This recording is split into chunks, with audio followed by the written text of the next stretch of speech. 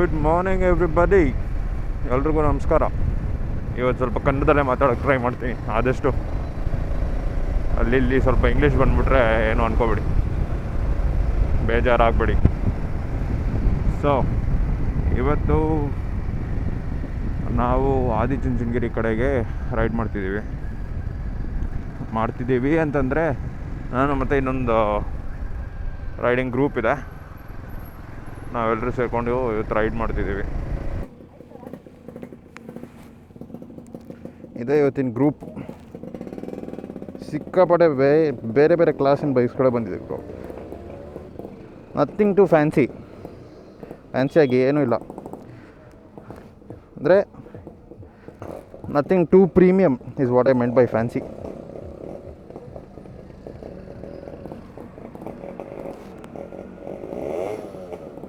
RX-ಗಳು ಒಂದಷ್ಟಿದ್ದಾವೆ. ಒಂದು ಎಕ್ಸ್ಪಲ್ಸ್ 210 ಇದೆ ಹೊಸದು, ಒಂದು ಎಕ್ಸ್ಪಲ್ಸ್ 200 ಇದೆ. ಇವತ್ತು ಫುಲ್ಲು ಅಂತಿರುತ್ತೆ ಹೈವೇ.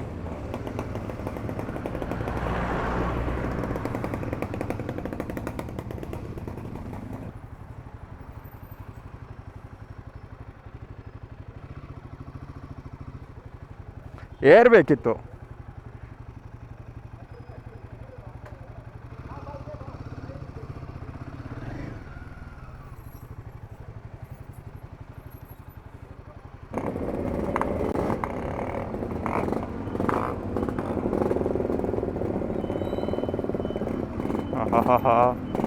ಏನು ಘಮ ಇದೆ ಗುರು.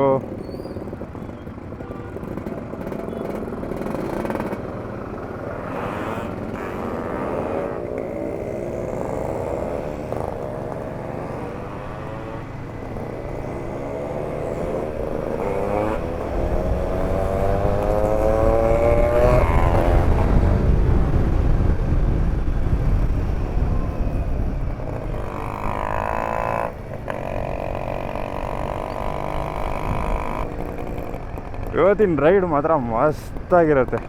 I can already feel it. ಇಡೀ ರೋಡ್ ಸೌಂಡ್ ಬರ್ತಿದೆ ಗುರು. ರೋಡ್ ಪೂರ್ತಿ ಬರೀ ಅನ್ಕೊಂಡು ಒಳ್ಳೆ ಮಜಾ.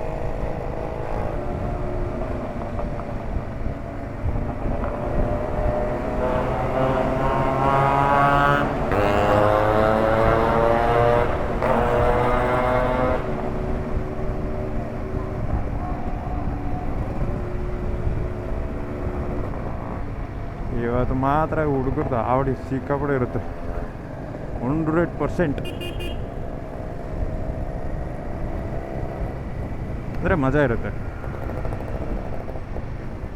And one more thing is ಇವರೆಲ್ಲ ಗೇರ್ ಏನು ಇಲ್ಲದೆ ಓಡಿಸ್ತಿದ್ದಾರೆ. ಯಾಕಂತಂದರೆ these guys are not frequent riders. ಫ್ರೀಕ್ವೆಂಟಾಗಿ ಏನು ಓಡಿಸಲ್ಲ ಇವರು, ರೈಡ್ಗೆ ಏನು ಹೋಗಲ್ಲ.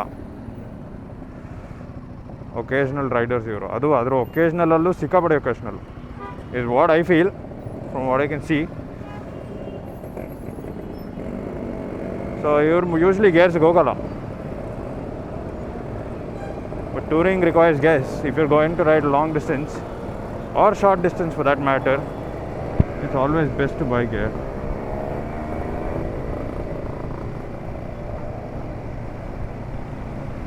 So don't ride without gears. I wouldn't say don't ride without gears, but I would prefer riding with gears if you're gonna be riding long distance. It will save your life, man. ಇಷ್ಟೇ ಅನ್ಸುತ್ತೆ speed ನಾವು ಹೋಗೋದು ಇವತ್ತು, 70 to 80. ಯಾಕಂತಂದರೆ ಅವರು ಅಷ್ಟರಲ್ಲೇ ಬರೋದು. ಗಾಡಿಗೆ ಒಳ್ಳೆ ಮೈಲೇಜ್ ಬರುತ್ತೆ. 40-42 ಬರೋ ಚಾನ್ಸಸ್ ಇದೆ. ಯಾಕಂದರೆ ಲಾಸ್ಟ್ ಟೈಮು ಇವ್ರ ಜೊತೆ ರೈಡ್ ಮಾಡಿದಾಗ 42 ಬಂದಿತ್ತು, 42-43 ಏನೋ ಬಂದಿತ್ತು. I am hoping that we will be able to squeeze around 40. But it's really hard. ಆದರೆ ಈ ಸ್ಪೀಡಲ್ಲಿ ಓಡಿಸೋದಂತೂ ಸಿಕ್ಕಾಪಟ್ಟೆ ಕಷ್ಟ ಬರುತ್ತೆ. ಅದು ಈ ಗಾಡಿನ ಇಟ್ಕೊಂಡು. That I will tell you, it is not fun.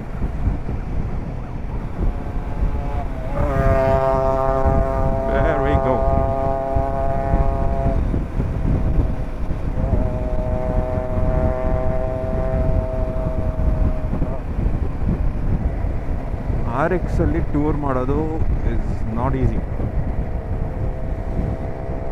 Especially ನೀವು ಜಾಸ್ತಿ ಮಾಡಿಫಿಕೇಷನ್ಸ್ ಮಾಡಿರೋ ಹಂಗಿದ್ರೆ RX-ಅಲ್ಲಿ ಟೂರ್ ಮಾಡೋದು ಸ್ವಲ್ಪ ಕಷ್ಟ. ಸ್ಟಾಕ್ ಗಾಡಿಯಲ್ಲಿದ್ದರೆ it is easier, but otherwise it is not easy at all.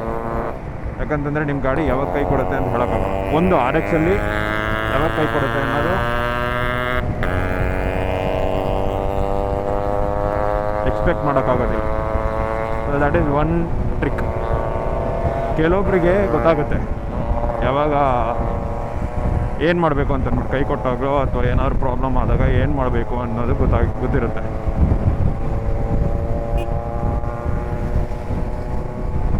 ಏನು ಮಾಡಬೇಕು ಅನ್ನೋದು ಗೊತ್ತಿರುತ್ತೆ. ಸೊ ಅಂಥವ್ರನ್ನ ನೀವು ಹಾಕ್ಕೊಂಡು ಹೋಗಿದ್ರೆ it will be very good. ಇವಾಗ ನಮ್ಮ ಗ್ರೂಪಲ್ಲಿ, ಇವಾಗ ರೈಡ್ ಮಾಡ್ತಿರೋ ಗ್ರೂಪಲ್ಲಿ 1 person is a mechanic. So ಇವಾಗಿರೋ ಗ್ರೂಪಲ್ಲಿರೋ RX ಇಷ್ಟಕ್ಕೂ ಅವರೇ ಮೆಕ್ಯಾನಿಕ್. ಸೊ ಗಾಡಿಗೆ ಒಂದೊಂದು ಗಾಡಿ ಬಗ್ಗೆನೂ ಎಲ್ಲ ಗೊತ್ತು ಅವ್ರಿಗೆ. ಸೊ ಏನೇ ಆದ್ರೂ ಗಾಡಿಗೆ he will know how to fix it. ಅದಲ್ಲದೆ ಆ್ಯಂಗ್ಸೈಟಿ ಇರುತ್ತೆ ಯಾವಾಗ ಏನಾಗ್ಬೋದು ಅಂತ ಅಂದ್ಬಿಟ್ಟು ಗಾಡಿದು. ಯಾಕಂತಂದರೆ ಒಂದು ರೈಡಲ್ಲಿ ಎಕ್ಸ್ಪೀರಿಯೆನ್ಸ್ ಮಾಡಿದ್ದೀವಿ. Yeah, hope everything goes well.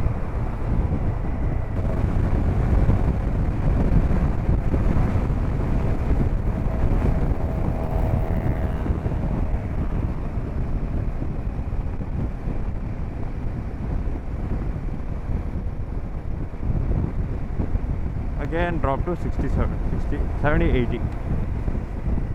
It's going to be a long ride, but you have to, group ಹೆಂಗೆ ಹೋಗುತ್ತೋ ಹಂಗೆ ಹೋಗ್ಬೇಕು. ಗ್ರೂಪ್ ರೈಡಲ್ಲಿ ಆದರೆ, ಸೋಲೋ ಆದರೆ ನಿನ್ನ ಪೇಸಲ್ಲಿ ಆರಾಮಾಗಿ ಹೋಗ್ತಾ ಇರ್ಬೋದು. ಸೊ ನೀನು ಗ್ರೂಪ್ ರೈಡಲ್ಲಿ ಹೋಗುವಾಗ, ಸೊ ಒಂದು ಹೇಳ್ತೀನಿ, ಗ್ರೂಪ್ ರೈಡು ಯಾವಾಗಲೂ ಎಷ್ಟು ಫಾಸ್ಟ್ ಇರುತ್ತೆ ಅಂತಂದರೆ ಅದ್ರ ಸ್ಲೋವೆಸ್ಟ್ ರೈಡರ್ ಅಷ್ಟು ಫಾಸ್ಟ್ ಇರುತ್ತೆ. ನಿಮ್ಗೆ ಅರ್ಥ ಆಗಿದ್ರೆ ಓಕೆ, ಇಲ್ದಿದ್ರೆ ಮತ್ತೆ ರಿವೈಂಡ್ ಮಾಡಿ ಕೇಳಿಸ್ಕೊಳ್ಳಿ.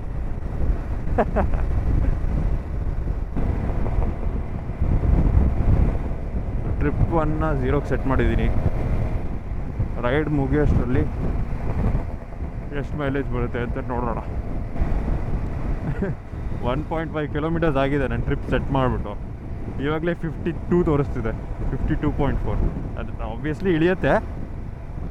ಸ್ಟಾರ್ಟಿಂಗಲ್ಲಿ ನೀವು ಯಾವಾಗ ಟ್ರಿಪ್ ಸೆಟ್ ಮಾಡಿ ಒಂದು ಸ್ವಲ್ಪ ಒಂದು ಫ್ಯೂ 700-800 meters ಹೋಗ್ತಿದ್ದಂಗೆ ಜಾಸ್ತಿ ತೋರಿಸುತ್ತೆ, ಬಟ್ ಅದು ಡ್ರಾಪ್ ಆಗುತ್ತೆ. I am hoping that it will drop until 42 and stop there. Petrol ಬೇರೆ 110 ಗುರು, ಕಮ್ಮಿ ಏನಿಲ್ಲ ಪೆಟ್ರೋಲು. ಕ್ಯಾಚಪ್ ಆಗ್ತಾ ಇದ್ದಾರೆ ನಿಧಾನ ಕೆಲರು. ಈ ಸ್ಪೀಡಲ್ಲಿ ಹೋಗ್ತಿದ್ರೆ ಕ್ಯಾಚಪ್ ಆಗ್ತಾರೆ, ಇಲ್ಲಿದ್ರೆ ನೋ ಕ್ಯಾಚಪ್. ಫ್ಯೂಲ್ ಬಗ್ಗೆ ಮಾತಾಡೋಣ. ಸೊ ಇವಾಗ ಎಲ್ಲರೂ E85 ಬರ್ತಿದೆ, E85 ಬರ್ತಿದೆ ಅಂತಿದಾರಲ್ಲ. E85 ಬಂದರೆ ಯಾವ ಗಾಡಿ ಸಪೋರ್ಟ್ ಮಾಡುತ್ತೆ? E85ನ ಯಾವುದು ಸಪೋರ್ಟ್ ಮಾಡಲ್ಲ. ಆ್ಯಂಡ್ ಓಡಾಡ್ತಿರೋದು E85 ಜಸ್ಟ್ 1-2 ಪಿಕ್ಚರ್ ಅಷ್ಟೇ ಫ್ಯೂಲ್ ಪಂಪ್ದು. E85 ಬರಲ್ಲ ಗುರು. 99% ಗಾಡಿಗಳು ಇಂಡಿಯಾನಲ್ಲಿರೋದು E85 ಸಪೋರ್ಟ್ ಮಾಡೋದಿಲ್ಲ. E85 ಕಂಪ್ಲೇಂಟ್ ಅಲ್ವೇ ಅಲ್ಲ. E85 ಏನಾದರೂ ರೋಲ್ ಔಟ್ ಆದರೆ ಇರೋ ಗಾಡಿಗಳೆಲ್ಲನೂ ಮೆಕ್ಯಾನಿಕ್ ವರ್ಕ್ಶಾಪಲ್ಲೇ ಇರುತ್ತೆ. It is not possible. E85 ಏನಕ್ಕೆ ತರ್ತಿದ್ದಾರೆ ಗೊತ್ತಾ? ಎಲ್ಲರೂ ಜನ E85 ಬರ್ತಿದೆ ಅಂತ ತಲೆ ಕೆಡಿಸ್ಕೊತಾರೆ. ಅವರು ಸರಿ E85 ಬೇಡ, E30 ಬಿಡ್ತೀವಿ ಅಂತ ಬಿಡ್ತಾರೆ. E35 ಬಿಡ್ತಾರೆ. ಆವಾಗ ಅಪ್ಪ ಪರವಾಗಿಲ್ಲ, E85 ಬಿಡೋಕೆ ಪ್ಲ್ಯಾನ್ ಮಾಡ್ತಿದ್ರು, E35 ಬಿಟ್ಟರು ಅಂತ ಆರಾಮಾಗಿ ಇರ್ತೀರ. ಅದು ಅವ್ರ ಪ್ಲ್ಯಾನು. E85 ಬಿಡೋಕ್ಕಲ್ಲ, E35 ಬಿಡೋದು ಪ್ಲ್ಯಾನ್ ಅವ್ರದ್ದು. ಇವಾಗ E20ಇಂದನೇ ಜನ ಎಲ್ಲ ತಲೆ ಕೆಡಿಸ್ಕೊಂಡವ್ರೆ. ಇವಾಗ E85 ಬಗ್ಗೆ ತಲೆ ಕೆಡಿಸ್ಕೊತಾರೆ. ನೆಕ್ಸ್ಟ್ E30 ಬಿಟ್ಟಾಗ ಪರವಾಗಿಲ್ಲ ಅಂತ ಒಪ್ಕೊತಾರೆ ಅಷ್ಟೇ. ಅದು ಸೈಕಲಾಜಿಕಲ್ ಇದು ಟ್ಯಾಕ್ಟಿಕ್ಸ್ ಅಷ್ಟೇ ಅವೆಲ್ಲ. ಇವಾಗ ಸಡನ್ನಾಗಿ ಸರಿ ಯಾವುದು ನಾವು ಇನ್ನೂ ಬ್ಲೆಂಡೆಡ್ ಫ್ಯೂಲ್ ಯಾವುದು ಬಿಡೋದಿಲ್ಲ, ಎಥನಾಲ್ ಬ್ಲೆಂಡೆಡ್ ಫ್ಯೂಲ್ ಯಾವುದು ಬಿಡೋದಿಲ್ಲ, ಬರೀ E20 ಸ್ಟಾಪ್ ಮಾಡ್ತೀವಿ ಅಂತಂದ್ರೂ ಜನ ಖುಷಿ ಆಗ್ತಾರೆ. ಆದರೆ ಖುಷಿ ಆಗಬಾರ್ದು.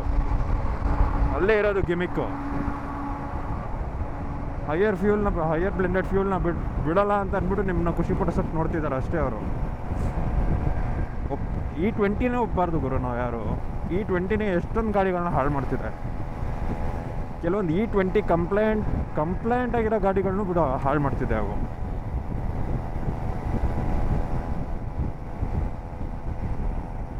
ನಿತಿನ್ ಗಡ್ಕರಿ ಇದಾನಲ್ಲ, ಅವ್ರ ಮಕ್ಕಳನ್ನ ಉದ್ಧಾರ ಮಾಡೋದಕ್ಕೋಸ್ಕರ ಇಡೀ ದೇಶನೇ ತಿಂತವ್ರೆ. ಒಬ್ಬ ಅಪ್ಪ ಅವ್ರ ಮಕ್ಕಳನ್ನ ಉದ್ಧಾರ ಮಾಡೋಣ ಅಂತ ಅಂದ್ಬಿಟ್ಟು ಇಡೀ ದೇಶದ ಗಾಡಿಗಳನ್ನೆಲ್ಲ ಹಾಳು ಮಾಡೋಕೆ ರೆಡಿ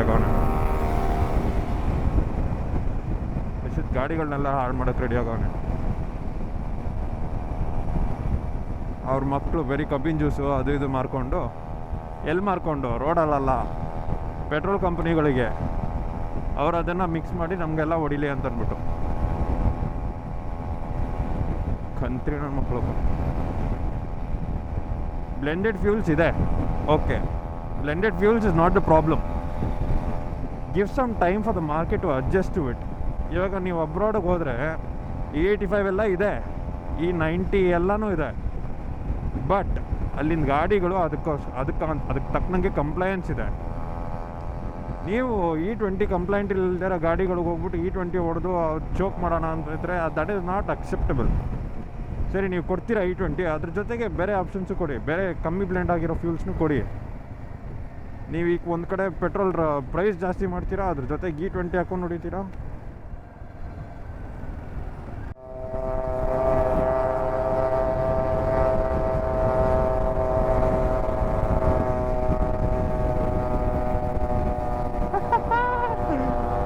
ಏನು ಗುರು ತಗೊಂಡಿದ್ದು?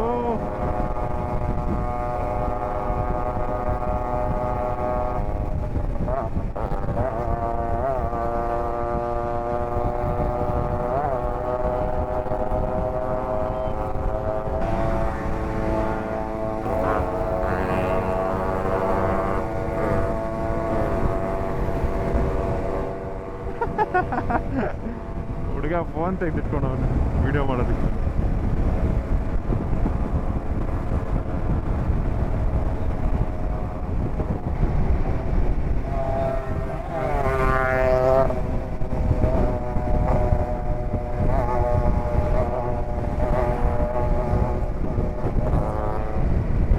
ವೀಲಿಂಗ್ ಹೊಡಿತಿದ್ದಾರೆ ಮುಂದೆ.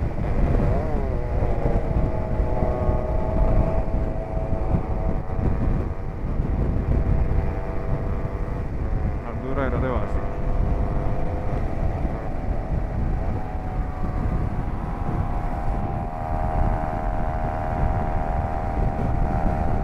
ಅವರೇನಾದರೂ ಅಕಸ್ಮಾತ್ ಏನಾದರೂ ಎಡು ಬಿದ್ದರೆ ನನ್ನ ಗಾಡಿ ಮುಂದೆ ಬಂದರು ಅನ್ಕೋ, ಮುಗೀತು ಕತೆ. ಈಗ ಅವರಿಂದ ದೂರ ಇರೋದ್ವ, ಅವ್ರೇನಾದ್ರು ಮಾಡ್ಕೊಳ್ಳಿ, ನಮ್ಗೇನು ಬೇಕಾಗಿಲ್ಲ. ನಾವು ನಮ್ಮ ಸೇಫ್ಟಿಯಲ್ಲಿ ಇರಬೇಕಷ್ಟೆ. ಆ್ಯಂಡ್ ನಾವು ಗ್ರೂಪ್ ರೈಡ್ ಮಾಡಬೇಕಾದ್ರೆ ಎನಿ ಟೈಮ್ ಯಾರ ಜೊತೆನಾದ್ರೂ, even if the person you are riding with is somebody you know from a long time or don't know from a long time, it doesn't matter. Keep some distance. ಏನಕ್ಕೆ ಗೊತ್ತಾ? Not because they are going to do crazy shit, because if they have to react, if something comes across and they have to brake suddenly, or if they have to move out of the way, if they swerve, you don't want to be going into them. You know what I mean? ಅವರೇನಾದರೂ brake ಹಾಕಿದ್ರೆ ನಮಗೆ react ಮಾಡೋದಕ್ಕೆ time ಇರುತ್ತೆ, gap ಇಟ್ಕೊಂಡು ಓಡಿಸಿದ್ರೆ. So it's always better to keep up a gap and then ride with it. Don't just stick to the group and don't stay one behind the other. Keep up side by side formation. It's always better. If you're going to be straight behind like how I am behind him, keep some gap so that you can react. It gives you time to react. ಸಖತ್ loud ಇದೆ ಗುರು ಈ ಗಾಡಿಗೆ. ಅದು exhaust change ಮಾಡಿದ್ದಾರೆ. ಅದನ್ನು ಏನು RX terms chamber ಅಂತ ಕರೀತಾರೆ ಅದನ್ನು. I don't know what it means, but they call it a chamber. ಸಕ್ಕ ಸೌಂಡ್ ಮಾತ್ರ.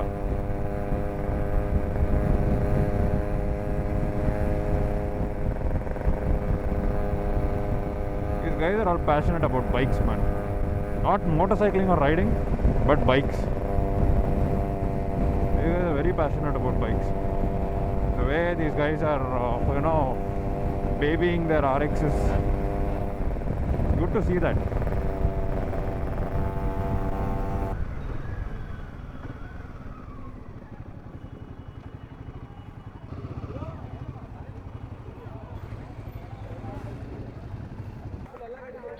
ಲೈನಪ್ ಈಗ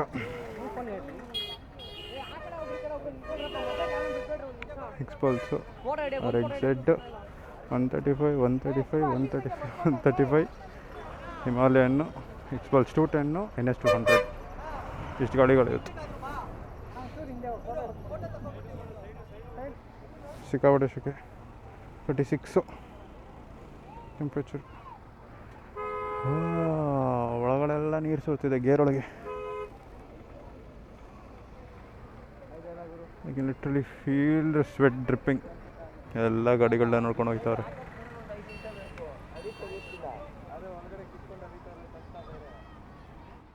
ನಿಮಗೆ ಹಿಂಗೆ ನಾನು ಒಳಗಡೆ ಇದನ್ನ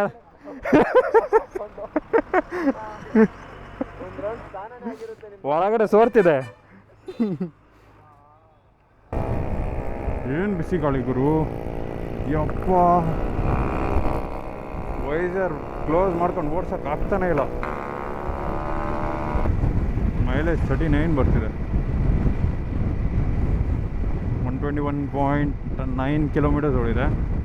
and the mileage is 39.5. Super mileage. 35 degrees ಗುರು, ಯಪ್ಪ. ವಾಪಸ್ ಬೆಂಗಳೂರಿಗೆ ಹೋಗ್ಬಿಡೋಣ ಬೇಕು. ಬೆಂಗಳೂರಾದರೆ ಸ್ವಲ್ಪ ತಣ್ಣಗಿದೆ. ಈ ಊರುಗಳೆಲ್ಲ ಸಿಕ್ಕಾಪಟ್ಟೆ ಬಿಸಿಲಿಲ್ಲ, ಸೆಕೆ ಹಬೆ. ಇನ್ನು 40 minutes, ಇವಾಗ ಟೈಮ್ 3. ಅಲ್ಲಿ ಇನ್ನೊಂದು ದೇವಸ್ಥಾನಕ್ಕೆ ಹೋಗಿ, ಯಾವ ದೇವಸ್ಥಾನ, ಪಂಚಮುಖಿ ಆಂಜನೇಯ ಸ್ವಾಮಿ ದೇವಸ್ಥಾನ, ಅಲ್ಲಿಗೆ ಹೋಗಿ ಅಲ್ಲಿ ದರ್ಶನ ಮಾಡಿಕೊಂಡು ಅಲ್ಲಿಂದ ಸೀದಾ ಬೆಂಗಳೂರು ಮನೆ. ಸಾಕಪ್ಪ ಈ ಹೀಟು. ಈ ಒಂದೇ ಕಾರಣಕ್ಕೇ ನಾನು ಸಮ್ಮರ್ ಯಾವತ್ತೂ ರೈಡ್ ಮಾಡಲ್ಲ. ನನಗಂತೂ ಹೀಟ್ ಆಗೋಲ್ಲ. ಹೀಟ್ ಆಗುತ್ತೆ ಪರವಾಗಿಲ್ಲ, ಬಟ್ ಈಗ ರೈಡ್ಗೆ ಹೋಗ್ಬೇಕಂತಂದರೆ ಸಖತ್ ಕಷ್ಟ. ಯಾಕಂತಂದರೆ ಈ ಗೇರೆಲ್ಲ ಹಾಕ್ಕೋಬೇಕು. ನಾನು ಗೇರ್ ಇಲ್ಲದೆ ನಾನು ಹೋಗಲ್ಲ. ಗೇರ್ ಹಾಕ್ಕೊಂಡು ರೈಡ್ ಮಾಡಿದ್ರೆ ಒಳಗಡೆ ಎಲ್ಲ ಸೋರಿ ಬೆಂದೋಗ್ಬಿಡುತ್ತೆ. ಅದಕ್ಕೆ ನಮಗೂ ಸಮ್ಮರ್ಗೂ ರೈಡ್ ಆಗೋಲ್ಲ.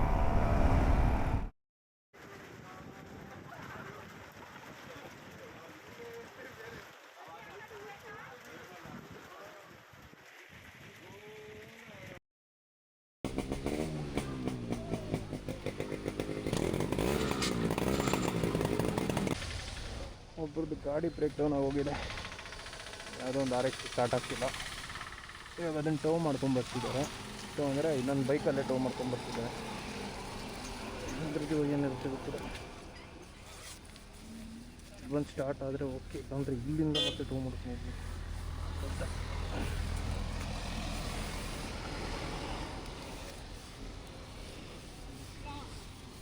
ನನಗೆ ಇವೆಲ್ಲ ಕೇಳಿದ್ರೆ ಅಲ್ಲೇ ಟೂ ಸ್ಟ್ರೋಕ್ಸ್ ಇದೆ ಇಂಟ್ರೆಸ್ಟ್ ಆಯಿತು. ಬರೀ 2 strokes ಆರ್ ವೆರಿ ಅನ್ರಿಲಯಬಲ್. ಚಾಪ್ ಬಿಡ್ರಿ, ಏಯ್ ಚಾಪ್ ಬಿಡ್ರಿ, ಚಾಪ್ ಆಫ್ ಮಾಡು, ಚಾಪ್ ಆಫ್ ಮಾಡು, ಬಿಡು. ಸ್ಟಾರ್ಟ್ ಆಗ್ತಾನ ಗಾಡಿ. ಚಾಪ್ ಆಫ್ ಮಾಡಿದ್ಯಾ? ಬಿಡು ಟೀಚರ್.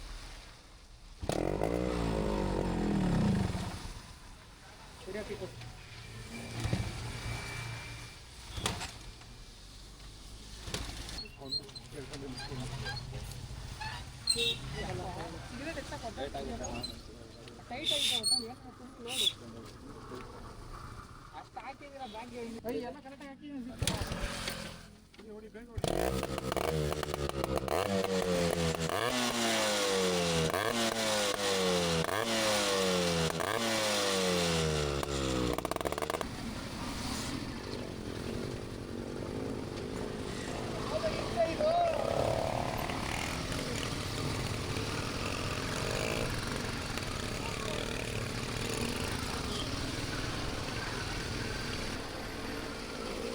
ಬೈಕ್ ಯಾವ ಪಟ್ಟಿಗೆ ಆಡಿಯೋ ತೊಗೊತಿದೆ ಅಂತ ಗೊತ್ತಿಲ್ಲ.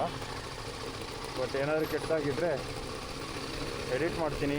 ಎಡಿಟಿಂಗಲ್ಲೂ ಕೆಟ್ಟದಾಗಿ ಬಂದರೆ I am very sorry. Wireless mic ತರಿಸ್ತಿದ್ದೀನಿ, ಸ್ವಲ್ಪ ದಿನ ತೊಗೊಳುತ್ತೆ. After that the audio will become much better. ಆವಾಗ ಕೇಬಲ್ಸ್ ಏನಿರೋಲ್ಲ ಒದ್ದೆ ಆಗೋದಕ್ಕೆ. Mic will directly be inside my head. ಮಳೆ ಬಂದರೆ ಚೆನ್ನಾಗಿರುತ್ತೆ ಅಂತ ಅನಿಸ್ತು. ಈ ಥರ ಇರುತ್ತೆ ಅಂತ ಅಂದ್ಕೊಂಡಿರಲಿಲ್ಲ.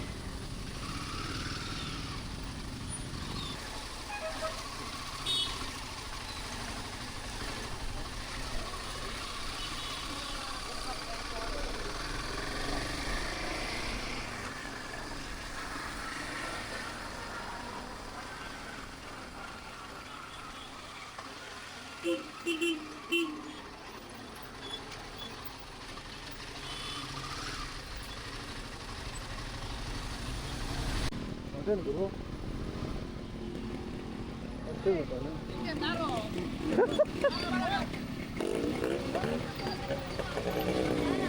ಏನೋ ಮಾಡೋಕೆ ಹೋಗ್ಬಿಟ್ಟು ಅಷ್ಟೇ ಕುಡಿ.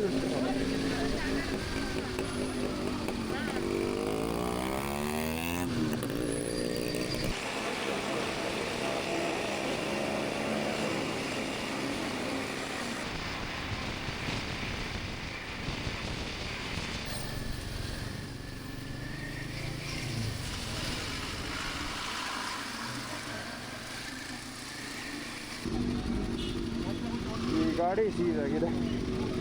ಈ ಗಾಡಿನ ತೊಳ್ಕೊಂಡು ಮಾಡ್ಕೊಂಡು ಬಂದರು. ಇವಾಗ ಅವ್ರು ರೆಡಿ ಮಾಡ್ಕೊಂಡು ಹೋಗ್ತಾರೆ.